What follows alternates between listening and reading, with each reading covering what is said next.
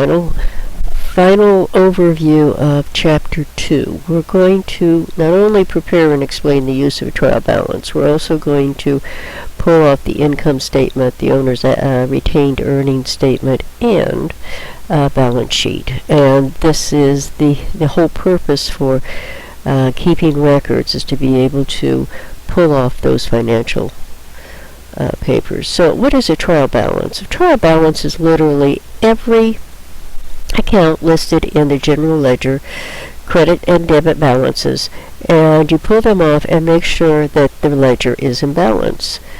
And it kind of looks like this. Basically, you just start at the top and work your way down. Cash, accounts receivable, you'll even pull off your zero balances because you want to make sure you have them all. So these would be all of the accounts that you have performed transactions on, all of the accounts that have been on the balance sheet before. And you'll pull those off, and you want to make sure your credits and your debits equal. And the only purpose for a trial balance is to make sure that is correct. From that point, let's look at what it looks like prior to this. Prior to this, you just have these entire listings of account balances in the general ledger. You're going to pull these, and you'll see how this happens. You start with cash, you start with your assets, and go right down the general ledger. They're usually put in the ledger versus by liquidity and by current versus long term. Assets, you're going to always have your most liquid asset first, which is cash, and then follow with the liquidity of each of the assets. With your liabilities here, you are going to start with the most current liability, one that you would have to pay, that is going to be due the soonest, and work your way down to the equities. And then you would start in with revenues and expenses on the lower part. And you'll see if you pull these all off and do it correctly, they balance. 293, 3262, 293, 362. That's a trial balance. Now we're going to, from this trial balance, once you have this, you can then create an income statement, statement of retained earnings, and statement of cash flows. And then you have your balance statement. We haven't talked a bunch about the cash flow.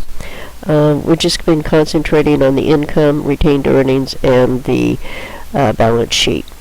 But basically what you start with is the beginning balance sheet, right? You pull off the trial balance from that, and the other accounts that are in the general ledger. Then you create your income statement and the statement of retained earnings, which gives you the ending balance sheet. And we're going to do worksheets with that this week, so it makes a little more sense. But that's sort of the flow of it. If we move down and give you, you can see how you have revenues, you have expenses, and then you have net income. Now when you come to the retained earnings, that net income is transferred down into the statement of retained earnings. That's why you have to do the income statement first. Then you have to do the statement of retained earnings so that you can do the balance sheet, because the beginning retained earnings, once it's adjusted, becomes the ending retained earnings, which moves to the balance sheet here. And that's basically what we've been doing in our other activities.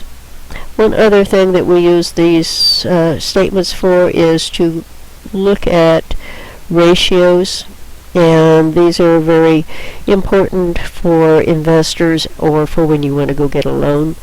And we will do a whole chapter on ratios, but this is an example of one. The debt ratio takes the total liabilities divided by the total assets.